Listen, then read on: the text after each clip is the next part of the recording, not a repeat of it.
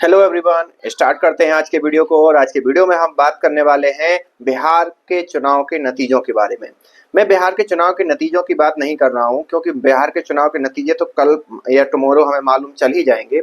लेकिन उससे पहले जो एग्जिट पोल आए, उन सभी एग्जिट पोलों ने भारतीय जनता पार्टी या एनडीए अलायंस को बहुमत दिया। जो सबसे कम नतीजे वाला, जो सबसे कम सीटें दे रहा था एनडीए के लिए, वो उस एग्जिट पोल ने भी लगभग 133 के समीप जो है सीटें दी। और जो बहुमत है वो 122 के समथिंग है कि 122 सीट अगर कोई पार्टी ले आती है या उनका गठबंधन लेके आ जाता है 122 सीटें, तो बिहार की सत्ता में काबिज हो जाएगा। ये तो थी भाई साहब एग्जिट पोल की बात।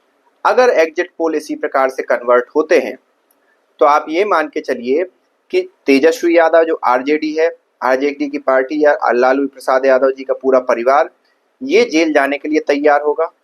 दूसरी बात, अगर ये जनस्वराज पार्टी के जो एक प्रकार से जमानत जब्त होती है तो भी एक बहुत बड़ा धक्का मिलेगा, क्योंकि जनस्वराज पार्टी खुद को एक बीजेपी का प्रमुख कंटेंडर के तौर पर देख रही थी।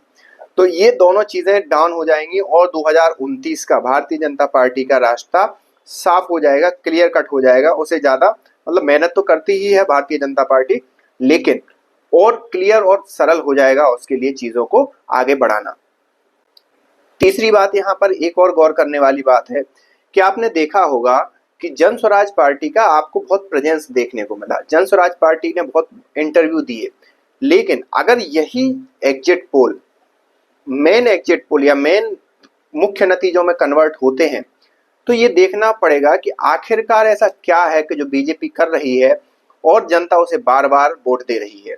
धर्म का मुद्दा 1 साल चलता है, 1 पंचवर्षीय चलता है, 2 पंचवर्षीय चलता है, लेकिन अगर कंटिन्यूअसली 30-30, 40-40 साल से भारतीय जनता पार्टी की सरकारें हैं और वर्तमान प्रधानमंत्री अगर 25-30 साल से अपनी सत्ता में काबिज है, 25 साल से सत्ता में काबिज हैं और छोटे मोटे पद पर नहीं, मुख्यमंत्री और अब प्रधानमंत्री के पद पर काबिज हैं, तो जो विपक्षी पार्टियां हैं उनको सोचना पड़ेगा कि आखिरकार बीजेपी ऐसा क्या कर रही है जो ये पार्टियां नहीं कर पा रही हैं। इसका सबसे बड़ा आंसर है बीजेपी के किए गए विकास में, बीजेपी के किए गए गुंडा विरोधी अभियान में, बीजेपी के किए गए अनुशासनात्मक कार्यवाही, जो कि या एक प्रकार से ये कहें कि जितनी भी जो एक संगठित अपराध था उसके खिलाफ जो भारतीय जनता पार्टी जो काम कर रही है, वो चीजें लोगों को जमीन पर दिखाई देती है।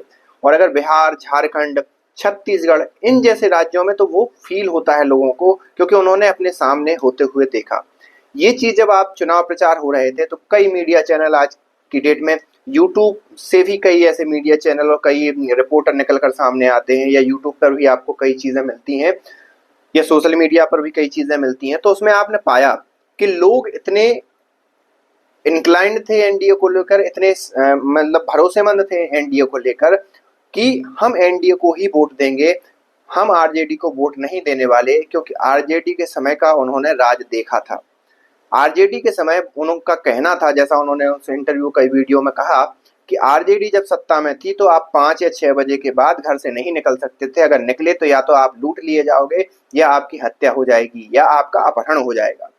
सोचो, एक लालू प्रसाद यादव जिसको एक पूरी सत्ता मिल गई हो और उसने इस प्रकार से इतना बुरी तरीके से राज्य चलाया हो, कोई सोच भी नहीं सकता। फिर भी, और ऐसा नहीं है कि वो पढ़े लिखे नहीं थे, पढ़े लिखे थे, फिर भी उन्होंने इस प्रकार से राज्य चलाया कि उसका दंड या उसका जो श्राप है या दंश है वो अभी तक वो अपनी राजनीति में भुगत रहे हैं, और उनके जो पुत्र हैं वो भी अपनी राजनीति सही से नहीं कर पा रहे हैं।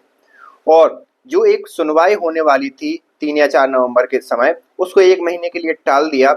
सुनवाई किस बारे में थी कि लोगों से लालू प्रसाद यादव ने जो कथित है, अभी उसका आरोप लगा नहीं लगा ये अलग बात है, लेकिन लालू प्रसाद यादव जी ने बिहार के लोगों से कहा कि आप मुझे जमीन दे दो, हम आपको सरकारी नौकरी दे देंगे। तो ये जमीन घोटाला, जमीन नौकरी घोटाला जिसे बोला जाता है, उसकी सुनवाई भी 4 दिसंबर को होने वाली है। उसमें लगभग तय माना जा रहा है कि लालू प्रसाद यादव के साथ या परिवार में जो जो मुखिया शामिल होगा उसका जेल जाना तय है। बाकी तो अदालत के निर्णय पर होगा।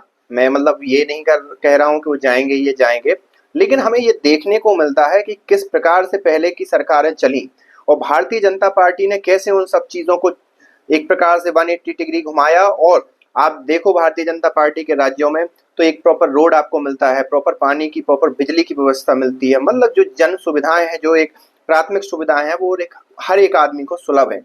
एक प्रकार से सुरक्षा भी सुलभ ही है। तो ये सारी चीजें कहीं ना कहीं जनता देखती है, और जनता जब ये सब चीजें देखती है तो भारतीय जनता पार्टी को जिताती भी है। ये सारी बातें कितनी सही है कितनी गलत है, ये तो आगे आने वाला समय ही बताएगा। मतलब जब मुख्य नतीजे आएंगे तब बताएंगे। लेकिन इन सारी चीजों के बारे में अगर भारतीय जनता पार्टी जीत जाती है और ये दो पार्टियों की बुरी हालात होती है, तो आप भी हमें कमेंट करके बताइए कि आखिरकार आपका क्या इसमें मंतव्य है, आपके क्या विचार है। मिलते हैं नेक्स्ट वीडियो में, तब तक के लिए थैंक यू।